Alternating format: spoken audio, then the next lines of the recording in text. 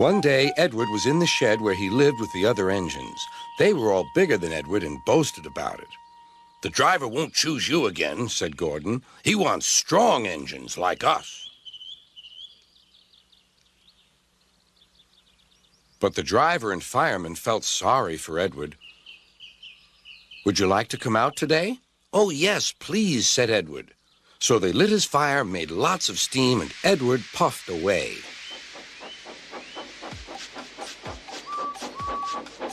The other engines were very cross at being left behind.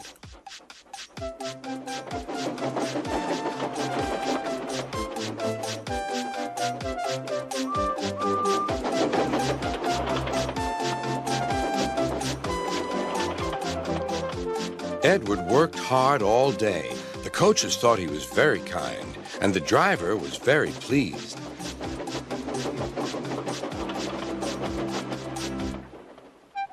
"I'm going out again tomorrow," Edward told the other engines that night. "What do you think of that?" But he didn't hear what they thought, for he was so tired and happy that he fell asleep at once. Next morning, Edward woke up to find nothing had changed. Gordon was still boasting. "You watch me, little Edward, as I rush through with the express. That will be a splendid sight for you. Goodbye, little Edward. Look out for me this afternoon."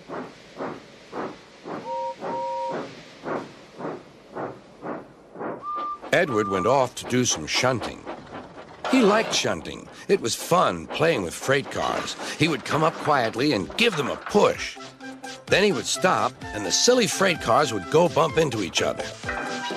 "Oh!" they cried. "Whatever is happening?"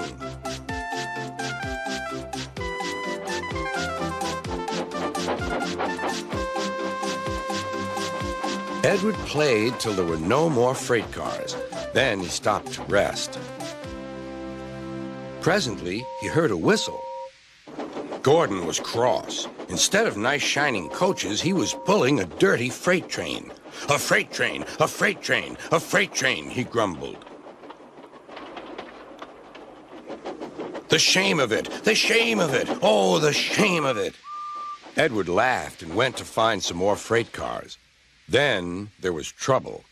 "Gordon can't get up the hill," the porter called to Edward's driver. "Will you take Edward and push him, please?"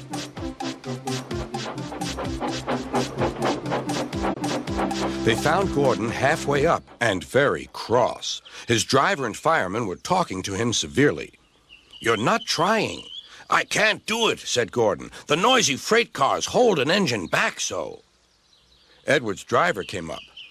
"We've come to push." "No use at all," said Gordon. "You wait and see," replied Edward's driver. They brought the train back to the bottom of the hill.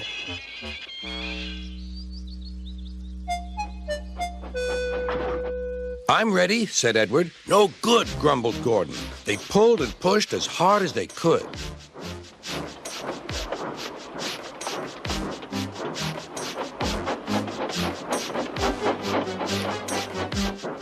"I can't do it! I can't do it! I can't do it!" puffed Gordon. "I will do it! I will do it! I will do it!" puffed Edward.